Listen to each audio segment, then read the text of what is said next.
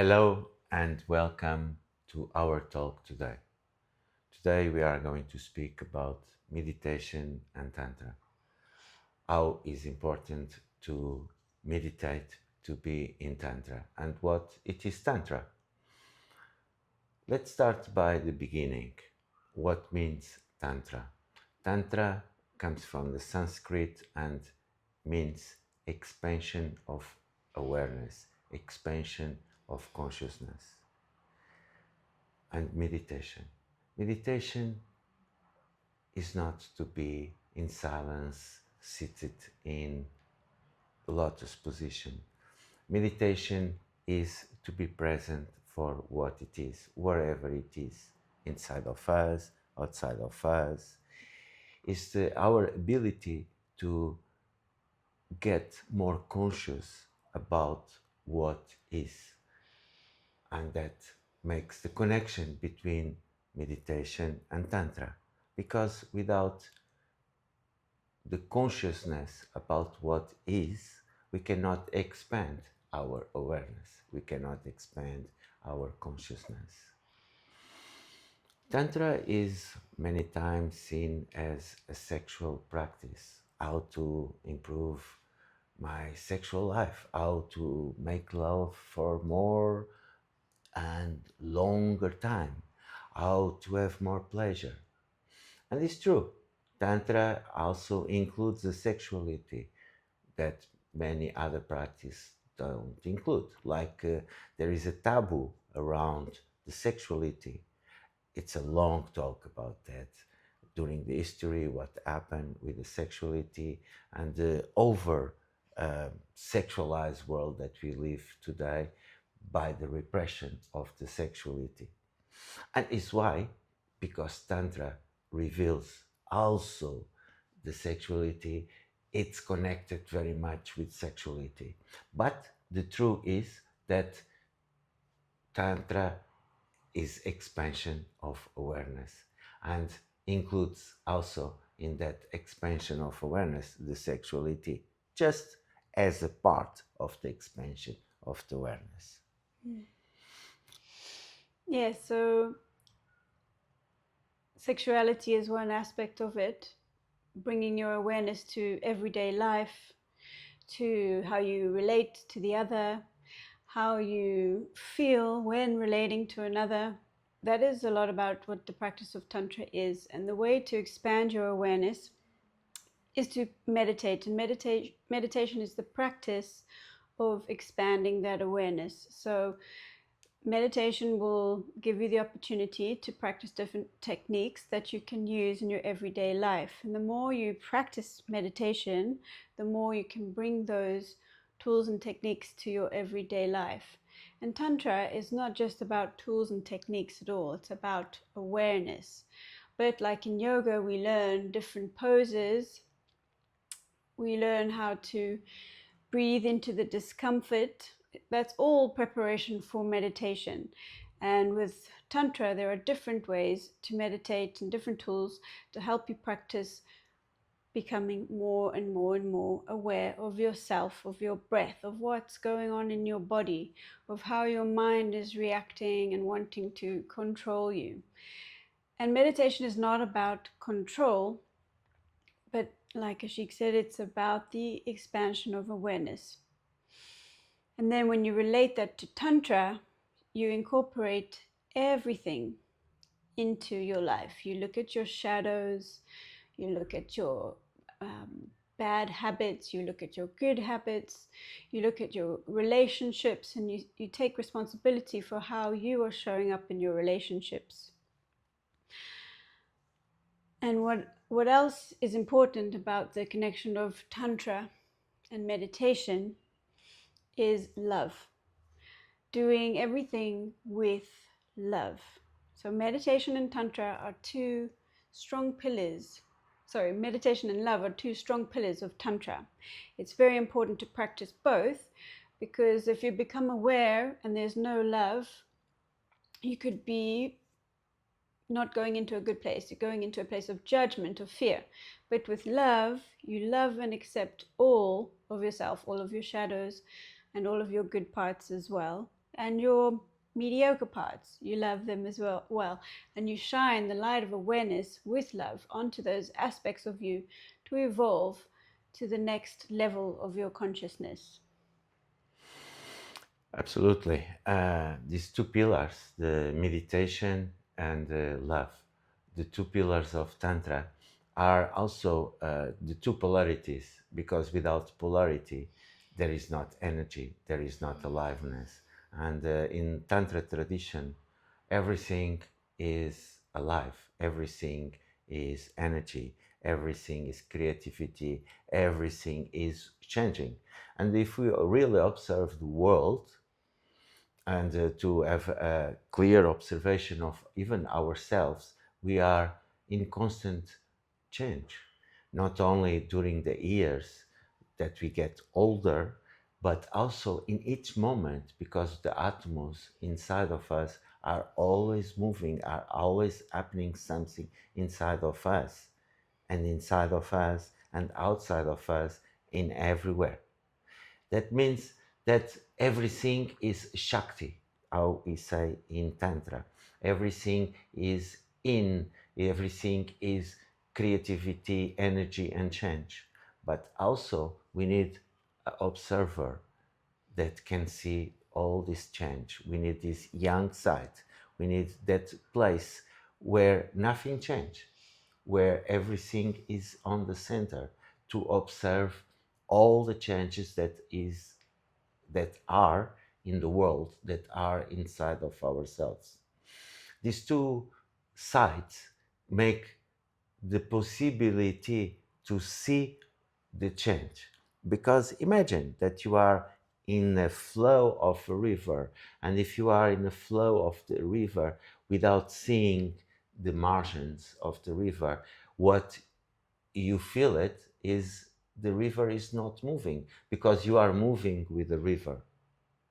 But if you are stopped in one point in the middle of the river, you will feel the flow of the waters around you.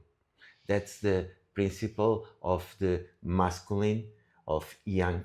That doesn't mean that it's not connected, not identified with the sex itself, because we have both. We have both. Besides, we are masculine, feminine, whatever. We are observers of the reality, and at the same time, we are the reality that is changing, the inside of us. That's the concept of all the Tantra. But maybe you just want something much more simple. I want to do better sex. I want to have a good life and sexuality. And, nothing in the world is helping us to know about that. There is not a school for sexuality that on the university, at least, is not common. We had study about that, but it's not common to go to the university, besides to go to a medical school or to go to some very specific subject. But everyone needs to know about sexuality, because everyone is a sexual being, even if they practice, they don't practice the sexuality. We are all sexual beings. We are all, as humans, and all the other beings in the world, animals, plants, we all come from a sexual act. We are all part of this mystery, of this connection between the masculine and the feminine. And if maybe you want to know more about sex, and that is perfectly okay.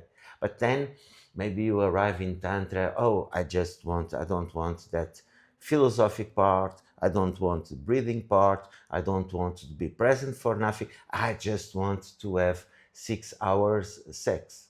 Okay, um, let's go behind. Let's go how to arrive there. It's not a technique. If you are looking for a technique in Tantra, you can get it, but you can get it maybe the 6 hours, but you cannot get the satisfaction that you might looking for when you think about the 6 hours about sex practice, because the most important is to bring the meditation. on the story, to bring what is in that moment, and maybe you start to relax about what is happening. Maybe you start to understand that there is no need to change anything. Maybe you start to feel okay with what you are. And then, as Lakshmi said, to bring the feminine side of that polarity of the Tantra, to bring love, and love by yourself first, by your body, by your being first, before you move to external world, before you move to the other. And that love, that feminine side, together with the meditation side, that brings aliveness on Tantra, is why we say without meditation, without love, we can speak about something, but it's not Tantra. Tantra needs both, needs this polarity, this needs as aliveness. Thank you. When we think about masculine, or when we talk about masculine and feminine, we are talking about energies, polarities, and it's not about gender, it's not about genitals. You can be very masculine in a feminine body, and you can be very feminine in a masculine body. It's the energy. So we need to deconstruct that idea and clarify that speaking about masculine and feminine energies is the basic of nature. We've got Shiva, Shakti, we've got yin, yang, positive and negative. And negative is not bad. Let's also put that out there. There are two sides of the same coin. We can even think of it as small as the cells in our body. The cells have got this firm membrane which keeps the fluid inside. Without that, we wouldn't exist, because we wouldn't be able to form the cells and there would be nothing. So the Shiva energy, the masculine energy, is like the container for the feminine fluid Shakti energy to express itself. Without that container, she's evaporated all over the place. And that is why in Tantra and in many other philosophies, they speak about the positive and negative, yin yang, masculine, feminine, Shiva, Shakti. And you can also think about it in a way that Shiva, or the masculine, is love, and Shakti is loving. It's another way of conceptualizing it. And when we learn to practice meditation in a tantric way, it helps us to improve our relationships and our lovemaking. Sheik mentioned that if you want to have 6 hours of lovemaking and you want to bypass all the other stuff, breath and awareness, you're not going to win. Unfortunately, it's not going to happen, because it's all of those things that help you to have the 6-hour love making that you're after. You can't take a shortcut, but you will be so grateful that you didn't, because you need the love, you need the breath, you need the awareness to last 6 hours. Otherwise, you will get very tired banging away in just a short time. And your partner probably won't be enjoying it. But today we are talking about meditation and Tantra. In another session, we'll be talking about tantric sex. But for now, the next... I can bring that why we use this. We are Western people, and we are speaking about also the conditioning that we have. The conditioning that we have, not anymore the Westerns, because this performance-driven, goal-oriented culture had infected all the world. in some aspects might be useful to achieve two objectives and solving survival needs, but and intimacy level at the spiritual level, it creates a strong pressure to achieve somewhere when everything is already available, and that difficulty to see the bliss, to feel the bliss, to live the bliss that we already are. It's the but it's the secondary effect of this goal-oriented culture. And as Lakshmi said, if we bypass the meditation, the love, if we bypass that that acceptance to life, we might use the techniques and to arrive to certain results, but again we get not what we are looking for. And what we are looking for somehow in relations in life is some peace, some peace with ourselves, some uh, uh, some connection with the true that gives trust to life, some connection with what is real in this world that starts to be too much plastified, I would say. And instead of being instead of we value the what is already here, the ocean, the blue skies, the trees, the butterflies, and all the beauty that we are surrounded in this planet.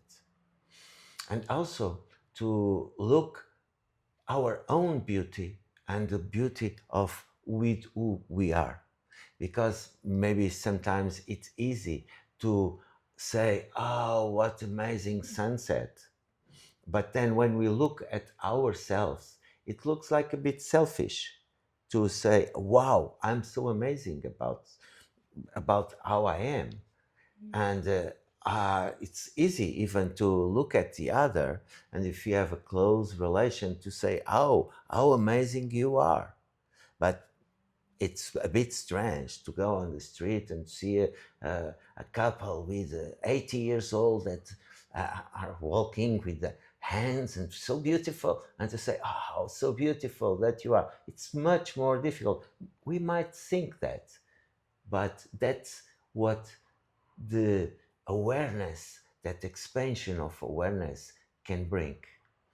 And that awareness, it was historically spread all over the world. Everyone was connected somehow with the nature, because we come from the nature, and we are the nature. We are also part of the nature, and somehow got lost because of that performance, of that goal-oriented um, culture that we have been living and has spread everywhere.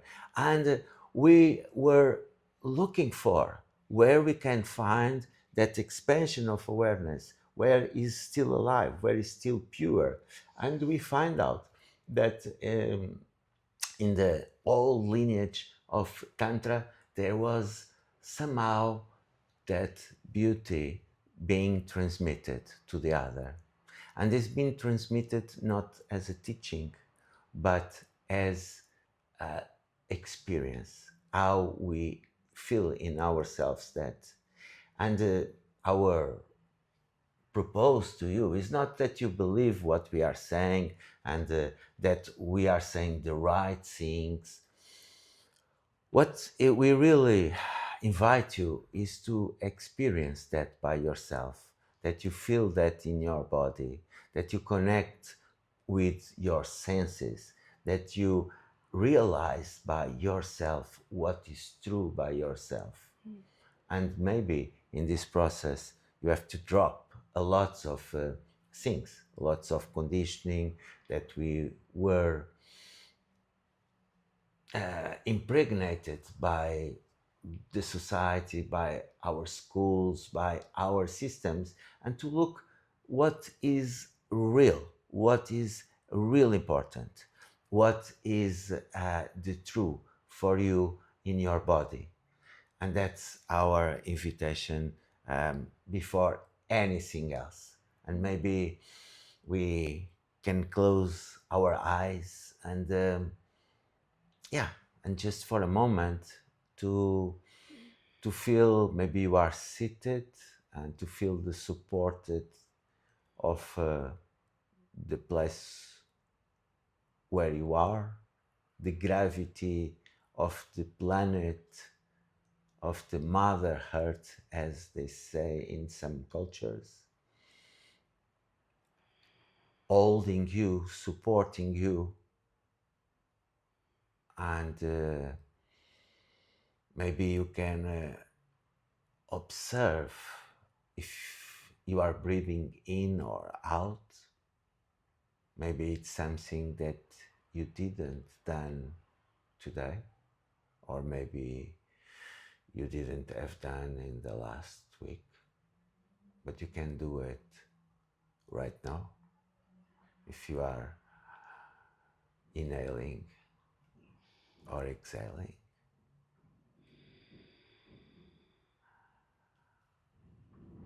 Or you can feel also your heart inside of you pumping, no stopped, since the moment you were born till the moment you'll die. It's always there. And maybe you didn't notice in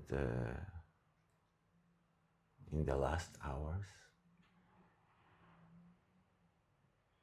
and it's always there pumping.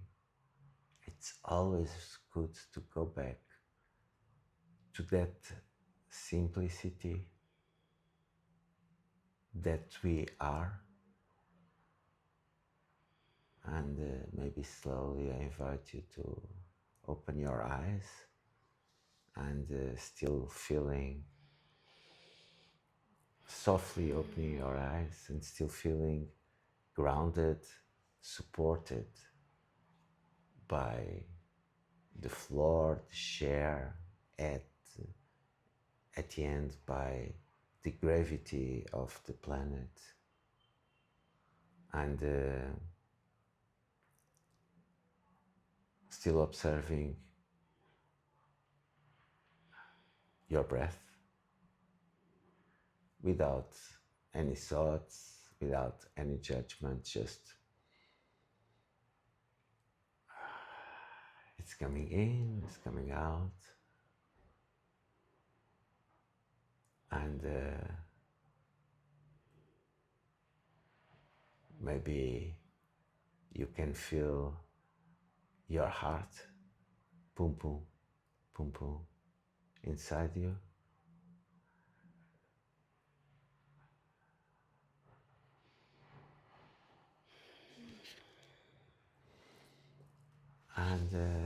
And be gentle with yourself. Just give yourself the opportunity to connect with your body that is in the present moment, that doesn't care if you are thinking about the next thing you need to do, and just observe, because your heart is always there. Pum pum, pum pum, for you, even if you are distracted in your thoughts, even if you are not in this moment, right here, now. And it's so amazing that possibility that the body give us to be in the present moment. And in Tantra, all the consciousness, it's anchored in the body. It's anchored in ourselves. It goes behind our body, it goes behind, but starts in a very simple and pure way with our body in the present moment. And that is the possibility also to be in meditation, that is to be in contact what is right now with the cough, with everything, with all the good feelings and bad feelings, because that might, what we think is good might be good in other situation, might be bad in other situation. What we think is bad might be good in other situation. That means there is, at the end, there is a big subjectivity about that, and about what is positive or negative, as Lakshmi said, about the polarities. And the truth is that if we try to not feel certain things, also we are blocking to feel everything. That means it's so simple. It's like we are avoiding to feel sadness or anger or anything that generally they consider negative, but then maybe we have difficulty in feeling really happiness or blissfulness or ecstasy, and that might affect also our sexual life, might affect our working life, might affect our relationship life, because there is some place that is not true when we ignore a part of us, when we suppress, when we judge, when we make the what is real, what is true, hide, when we hide it. Yeah. And Tantra also helps us to realize our own divinity. In many religions, there's always a middleman, like the priest or the shaman or whatsoever. And Tantra is the practice of realizing your own divinity and that you have a direct connection to God. And the way that you can realize that is to accept yourself completely, to accept your shadows, to really love all of you, as you just said, to not be judging yourself for having negative aspects, so-called negative aspects, because Tantra allows you to realize that you're on the path of life. And in life, we are allowed to make a mess. We're allowed to make mistakes. In fact, tell me one successful person that didn't make mistakes. We can talk about what's his name, Edison, who made thousands of mistakes before the light bulb came into existence. We can think of numerous situations like that. And if you don't allow yourself to make mistakes, you don't allow yourself to succeed. This is like a beautiful playground where we can act out all of the things that all of our desires, which is a topic we will come to. Desires are not bad. There is no good and bad in Tantra, which is, everything just is. And what is beautiful. Yes, and we can start to say about all the negative things in the world and how can they be beautiful. But that's beside the point for now. For now, we are focusing on meditation with love in a tantric way. And that starts with acceptance. And the first point of acceptance is yourself, self-love, self-acceptance, so that you can open up to the connection with God that is always there. We are just taught to block it. We are taught to find an external source, an external path to this place, but really it's within here.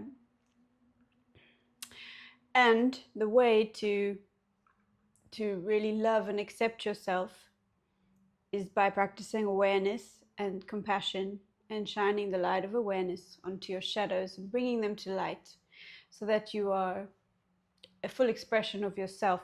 So, for example, If you are very angry and you feel shame about being angry, you block that anger, you try and suppress it, and then it's going to come out in all distorted ways. But if you are aware, you've touched your heart, you're like, wow, I'm feeling so angry right now. This person triggered me, it's their fault. It's never anybody's fault, but because it's not a fault. It's an emotion that wants to come out. And sometimes we judge why we're having these emotions. But for now, my example of having anger, it could be because your boundary was crossed. So, what I suggest you can do to take a moment to feel that anger and then to express it in a healthy way. This is one of the tools that Tantra teaches us is to express our emotions, to release them, to feel them fully, to allow them to exist and to flow. Because when we do and we don't suppress them, we accept them, we bring them to light, and they transform. So it's like an alchemy. Sometimes people call Tantra a practice of alchemy, which it is. It can turn something seemingly negative into something seemingly positive, but it allows it to express itself. And going back to the principle of self love and acceptance, the first place that you can start with loving yourself is your body. And it doesn't mean that you are your body, because you are your body and you are much more than your body. But to treat this as a temple, to treat your body with love and respect that it deserves and compassion. When you're compassionate to yourself, your whole world will change, because you will feel this love and acceptance and compassion for yourself, and that will ripple out towards others. Imagine you are walking down the street and you see somebody who's like really angry and full of self-loathing. You're not going to want to approach that person. You're going to like steer away from them. But if you see someone who's like shining, and not to say that that's bad, that's just the state that he's in, and he's contracted and he's deflecting, his energy is deflecting people around him. It's not bad, it's not good, it's what it is.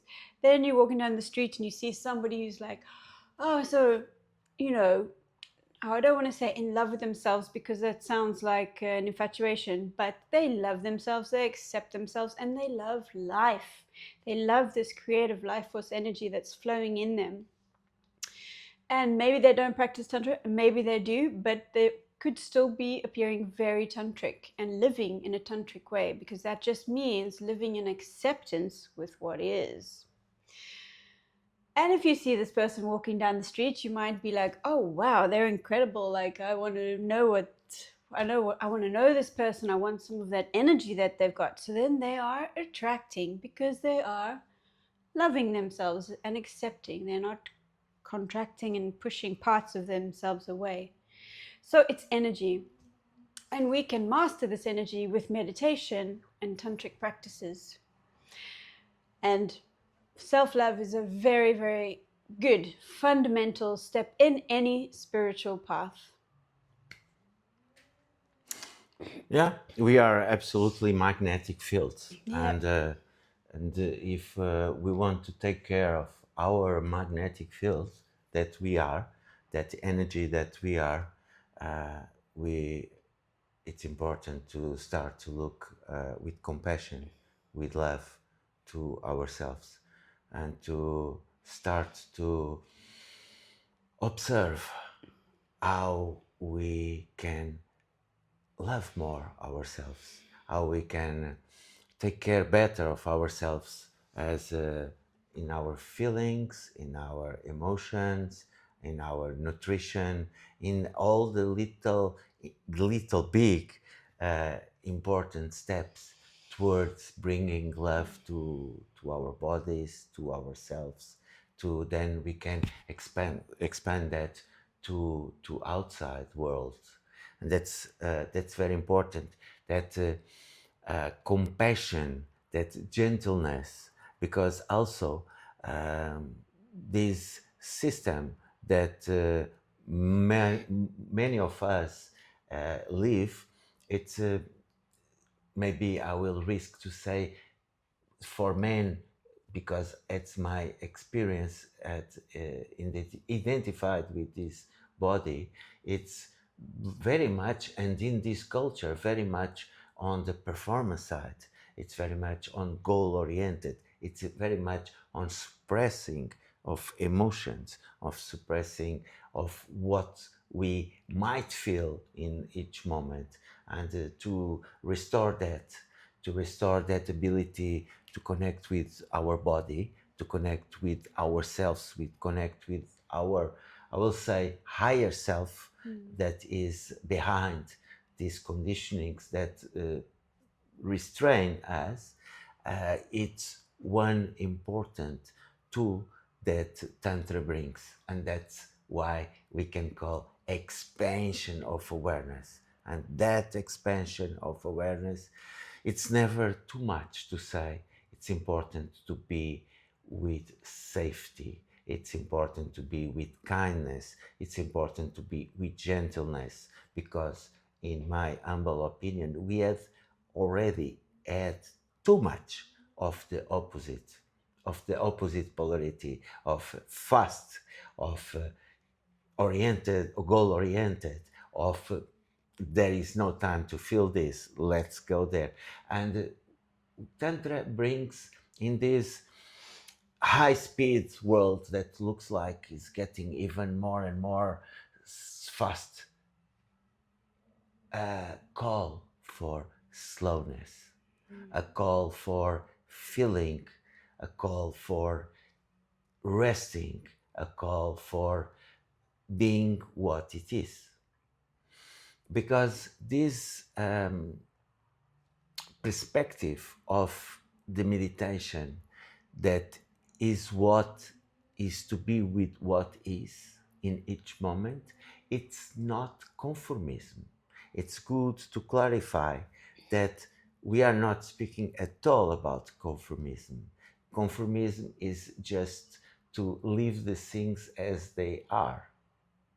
But when we are speaking about to look as the things as they are, we are already being unconformists somehow, because maybe we were conformized in English. We, Confirmed. we were conformed to look at in a certain perspective that was not real, because we were suppressing something. And that's already a big step towards the reality, towards the truth, towards the trust in the world. And that is already, I would say, a big change from what is expected in cultural systems of the world to happen. That's what I want to really express is there is things in the world that we might don't want, we might don't like. There is things in ourselves that we might don't like. But to look at that instead of feeding that and feeding that by the opposition, but just to look what is, this is what happening. Wow, this is already a lot. And especially if we look at that with certain gentleness, with certain kindness, wow, there is a big shift on what it is. Yeah. Yeah, there, like you were saying, there is this big movement to slow down, to quieten the mind, because we've realized that we're so in the head and that we've been conditioned since we were born about this goal. We have all these goals to reach. We're born and we're first goal is to walk, and then we go to school is to graduate from school, then to go to university, and then to graduate, and then to get married and have babies, have a car, have a house. We have all these little goals that try to, well, they seem to be designed to take us away from the present moment, because the present moment is all that we really have. And when we can be deep in that present moment, this state of meditation, we will see the miraculousness of life and the miraculousness of this body. I mean, you can just close your eyes for a moment and just feel the blood coursing in your veins, feel your breath entering your nose, feeling this aliveness that you are. But this goal driven existence that we're in is there to distract us, to help us, not to help us, but to sell products, or, to make us feel that we're not enough and that we need to buy this car, or we need this person to complete us. We need to have this house in this area, this university degree, all these things that are basically telling us that us in our primal nature, in our original form, is not enough. And it's great to, have nice clothes, to drive a nice car. There's nothing wrong with that. But don't let that take you away from your essence. Don't let it take you away from the present moment. So, this whole waking up to wanting to slow down, to waking up to realizing how we're fast, fast, fast, fast, how we're so consumed with social media or what other people think, or all of that is burning us out. We are not built for that. We are built to breathe. We are built to love. We are built to be relaxing in the nature.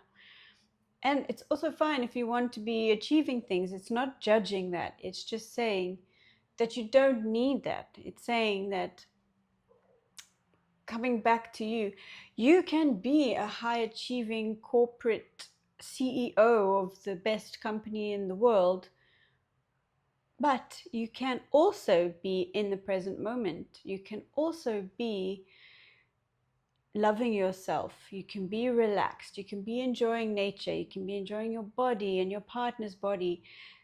So the message is to use meditation to be in the present moment, to be fully accepting, and to achieve whatever you want to achieve, but not at the expense of your peace of mind. And it's possible. We're just not taught how to do it. And that is what Tantra and meditation can teach you. It's how to be in the world, and how to be in this moment, and how to be in a state of love. And when I say love, it doesn't mean that you allow all the atrocities in the world and it's okay, I still love you, you're okay. It's, some things are not okay, and love can be tough. Love doesn't mean rainbows and butterflies. Love is strong. Love is true. Love is the truth. Yeah. So when we practice this path, it's not an easy path. It can be like walking on the razor's edge. If you're in a tantric relationship, it doesn't mean it's all pleasure without any pain. It's like, I have my pleasure and I embrace my pain. It doesn't mean that you choose one or the other. It doesn't mean you accept the other treating you badly. It doesn't mean that. You can appreciate this person, and maybe why they're treating you badly doesn't give them the right to treat you badly. So I think it's very important to practice Tantra, because you learn to love yourself. And when you love yourself, you learn how to develop boundaries, or not develop boundaries, but to set your boundaries, even to those you love. And it's not a sign of disrespect or distancing yourself, it's a sign of self-respect. This is what I can take, this is what I cannot. Because if you don't set your boundaries, you can betray your own integrity. And Tantra is very strong on integrity. And Ashik mentioned a very important thing, which is kindness. Kindness is a very important aspect to a very important path to be walking on in this life, and a behavior to choose, I think, all the time. And again, like love is not like rainbows and butterflies. Kindness doesn't mean always being nice. If you're a parent, maybe you have to be really strong with your kids, really stern, and tell them that this behavior is not okay. And that could be kindness, because you are teaching them how to behave in this world that will result in them living a fulfilling life and not just uh, running amok, disrespecting other people's boundaries. If you set boundaries for them, they will know how to set boundaries for themselves. They will know how to respect other people's boundaries. If you are like, oh, my kid can do whatever it likes all the time, you're not doing him a favor, and you're actually being unkind. If you teach them discipline, just like you yourself can learn to discipline yourself, you are teaching them with kindness. Yeah, and to walk the path of kindness, the path of Tantra, the path of love, is not love and light and everything is fantastic. That's spiritual bypassing. There's so much beauty in the dark. There's so much beauty in the light. There is darkness in the light, and there is light in the darkness. There are seemingly negative things with being light all the time. And that's one of the fascinating things for me about Tantra, is that there is a lot of shadow work, there's a lot of practice with darkness, because we have been taught to fear the dark, and if somebody is angry, that's a dark thing, it's bad, but actually it just is.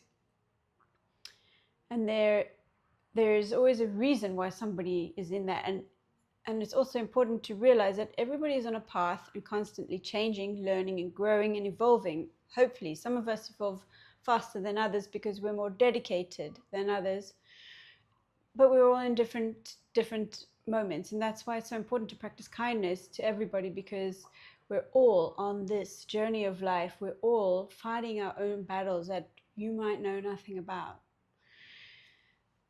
And by practicing Tantra and awareness, you can become a lot more aware and compassionate to yourself and others. Yeah, if our body, it's a good symbol about the boundaries that you were speaking about. Uh, the longest, biggest organ that we have is our skin, which can be seen as a boundary between our body and outside world, but also it's the contact with outside world. It's the way that we receive in more part, the biggest organ of receiving and giving contact with the outside world.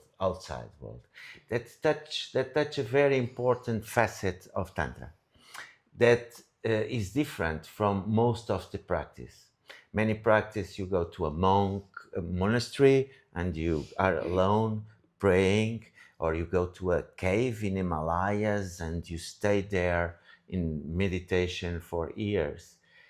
Tantra is to be lived in the world, is to be lived with others, is to be lived in the relationship. And that's a crucial differentiation from Tantra, from other practices. That in Tantra, we have, I would say, bigger challenge, because it's quite easy for me to stay alone in silence and to breathe and to get really centered in myself and to connect with my heart and to connect with the whole universe.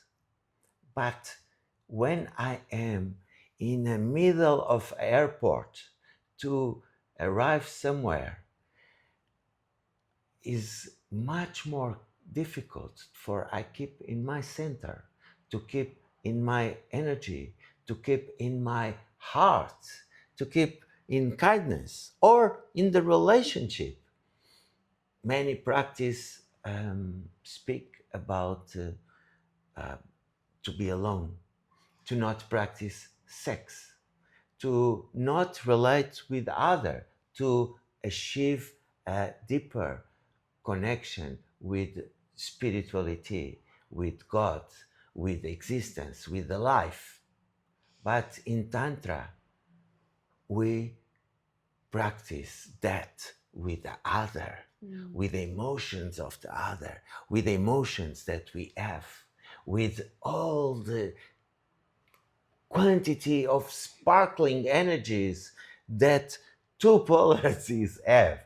And that is a clear differentiation of Tantra from other practices, which makes somehow much more challenge, but I would say much more real, much more pure, because it's uh, in the world, it's on the reality. We don't create an artificial reality for that happen. We don't close ourselves in a monastery where we can meditate or pray, or in a cave in Himalayas, the same, for 6, 10 hours a day, whatever.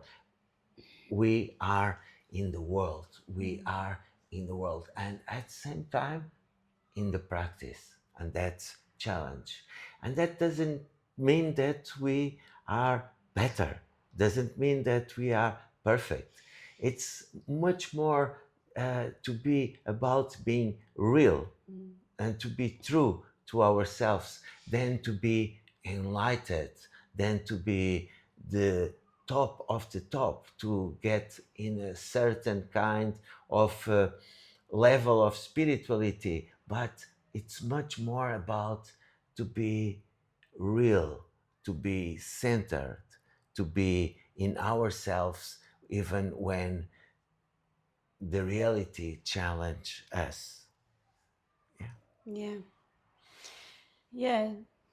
I love this saying that you probably heard. It's you could be very far on your spiritual path, your everything is perfect, and then you go and spend Christmas with the family, and it's like a real test or challenge to your the reality of your spiritual path.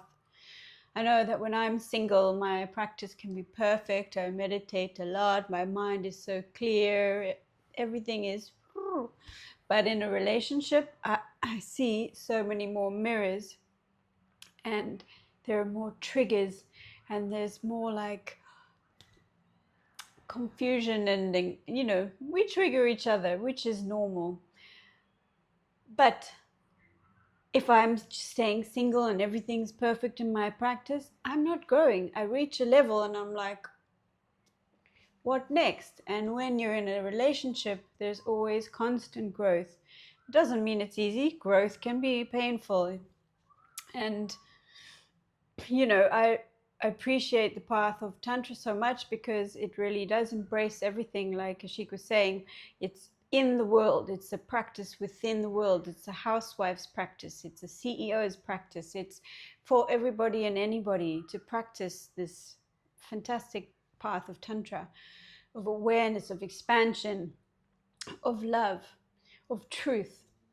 And there's nothing wrong with monks going to meditate in a cave for 10 years. That's a vertical path, and that's what they need in this lifetime. But Tantra is so much more applicable for this modern age as we're living in right now, because it's, horizontal, it's 360, it's embracing the all, even the monk in the cave doing a vertical ascension. And yeah, I think it's very important to try as many different things as you want. You can start your tantric path by going into the cave just to practice your awareness, and then you can come out and use that practice everywhere. But if you stay there, then I don't know if you'd get that far.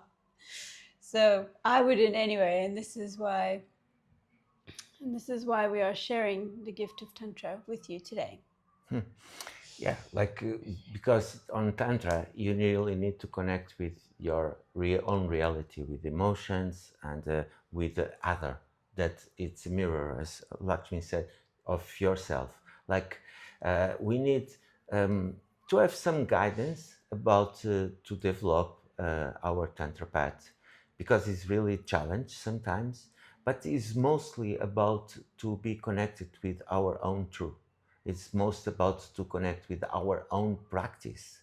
And it's, I would say, sometimes very challenged, because we live in a world we need to get that, to go from here to somewhere, to achieve also things of survival.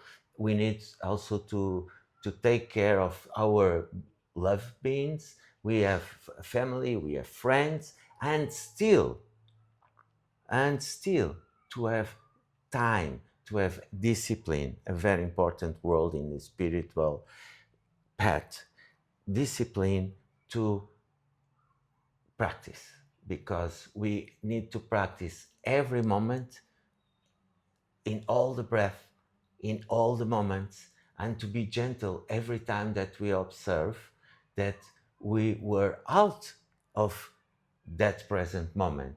And that helps also for, in our own experience, to set times for formal practice. That means, besides to do the work, the normal world work, we have to have time to practice first with ourselves. Maybe we need also to sit in silence every day for 20 minutes, or every week for 1 or 2 hours, but also to practice with other, to practice communication, to practice taking out emotional baggage that we carry, and to clean the energetic field between us, and also to connect at energetic level, at a sexual level, not only at the emotional and on practical level. And that is all a practice that comes from life. That means it's a challenge, and also a pleasure, and sometimes not, because sometimes we found on the way to the bliss rocks on the path, rocks that hurt us, rocks that were there from the past, rocks that arrive in the moment, and they are still there. They are, we have to see them. We have also to breathe them, and on the way to the bliss, on the way to the path. And that's our invitation to you. It's to that you found a practice of meditation that works for you, that the one that works for me or like me, maybe for you is different, and there is only one way, is to practice, to see which one it works for you in your body, to connect with your body. Individual practice. If you have someone um, in your life, some intimate relation to, and the other is also available for this tantric path, to speak, to agree, to look how you can develop more your um, tantric connection, and to support each other. It's still an individual path, but to support each other on the tantric part, and to bring that in your life, to bring that by yourself, experiment by yourself. Tantra is not to buy some nice candles and incense and to put some music from Asia that might help to create some Ambiance. ambience for something. Maybe for you, it's just to sit in the top of a rock looking to the ocean. Maybe it's for you to sing in the shower and to feel the water running over your body. Maybe it's for you to be eating a meal and noticing every flavor and every bite. There are so many ways to practice Tantra in this world, alone and with another. I would say that all the ways is possible to expand, can contribute for the expansion of your awareness, if you are with an open heart, if you are connected with love, especially or initially love for yourself. and with ability to have a discipline, to practice that awareness and to expand that awareness about yourself to the world, to expand that ex- to expand that consciousness from the moment of your practice that you sit in silence for, or to do active meditation for 1 hour, to more moments, to every moment. Beautiful. Thank you for your presence.